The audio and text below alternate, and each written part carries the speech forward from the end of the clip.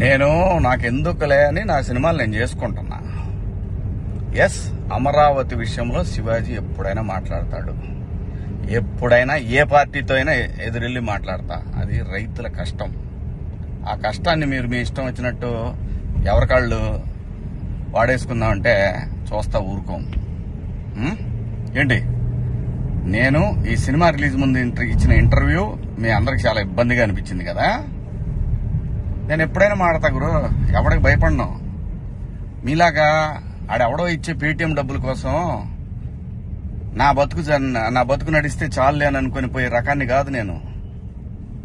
అలాగైతే మీ అందరూ తెలుసోలేదు, నేనే ఒక వ్యవస్థను ఏర్పాటు చేయగలిగినోడిని నేను కాదు.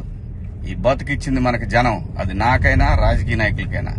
మధ్యలో పేటీఎం గాళ్ళు ఉన్నారు చూసారా మీరు, మీ అందరూ ఈ సినిమాని ఆపగలరేమో, మీరు శివాజీని ఆపలేరుగా. ఏంటి, సినిమాని ఎలా ఆపగలరు మీరు? మొత్తానికి ట్వీట్లు వేసి ఇన్స్టాలో మీ ఇష్టం వచ్చినట్టు రెచ్చిపోయి సినిమాకి కొంతమంది ఇక్కడ రెగ్యులర్ గా రివ్యూలు ఇచ్చే వాళ్ళతోటి రాపిచ్చేసి కింద కామెంట్లు పెట్టిచ్చేసి, ఒకడైతే వాడికి ఒక 100K సబ్స్క్రైబర్స్ ఉంటాడు. సినిమా రిలీజ్ కూడా కాల. ఆశ్చర్యపోయాను నేను, ఏంటి ఏదో తేడా కొడుతుంది అనుకున్నా. అయినా నేను కంప్లైంట్ ఇద్దాం అనుకున్నా. అయినా వద్దు పిల్లనాయాళ్ళు బాధపడ్డం. కానీ రే, పేటీఎం బ్యాచ్ నన్ను తగులుకుందాం అనుకుంటే మీ ఓడికే ప్రమాదం. గుర్తుపెట్టుకోండి, నేను జనం కోసం బతికే మనిషిని, జనం డబ్బుల కోసం బతికే మనిషిని కాదు. వద్దు గురు, నా జోలి వద్దు. జగన్ గారు, నేను మళ్ళీ చెప్తున్నా, నాకు రాజకీయాలు వద్దు. నాకు కావాల్సింది, నేను అమరావతి రైతుల కోసం నిలబడ్డాను, జనం కోసం నిలబడతా. అది ఏ పార్టీ అయినా, అది మీరైనా ఇంకో పార్టీ అని ఎవరైనా సరే, ఎదురొస్తే జనానికి ఎదురొస్తే మాత్రం నేను నిలబడతా. కానీ నేను మాట్లాడుకుందా ఇంక నుంచి.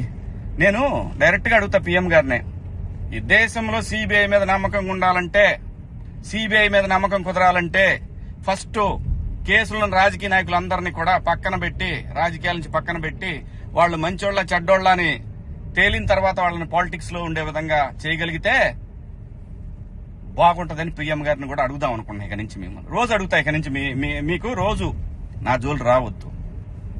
నేను నా బతుకు నేను బతుకుతున్నా, నిజాయితీగా బతుకుతున్నా. ఏ రాజకీయ పార్టీ దగ్గర పోయి చేయి జాపలా. మీరంటే భయపడతామా? ఏం చేస్తారు రాబాయ్? మీ గవర్నమెంట్ ఉన్నప్పుడే ఏం చేయలేకపోయారు. నన్ను ఎందుకు చేయలేకపోయారు తెలుసా? పైన నేచర్ ఒకటి ఉంది రాబాయ్. రప్ప ఇవన్నీ బాగుంటాయి వీడియోల్లోనూ వాటిలో చూసుకోవటానికిను ఎగేసుకొని మనం భుజాన రేపేదో జరుగుద్దని ఊహించుకోండి. మనందరికంటే ప్రకృతి గొప్పది రాబాయ్, గుర్తుపెట్టుకోండి. అయినా వ్యవస్థ గురించి ఆలోచించాలి కానీ, ఎవడో ఒకటి డబ్బు సంపాదించుకుందాం జనం మీద అని వాడి కోసం వాడిచ్చే 1000 రూపాయలు, 4000, 10,000, 20,000, 1,00,000, 2 లక్షల రూపాయల కోసం ఎంతమంది భావితరాల భవిష్యత్తు ఆడుకుంటారా మీరంతా? బుద్ధుందంటారా మీకేమన్నా? మనందరం ఏమి లేకుండా ఇంత దూరం వచ్చాం కదా.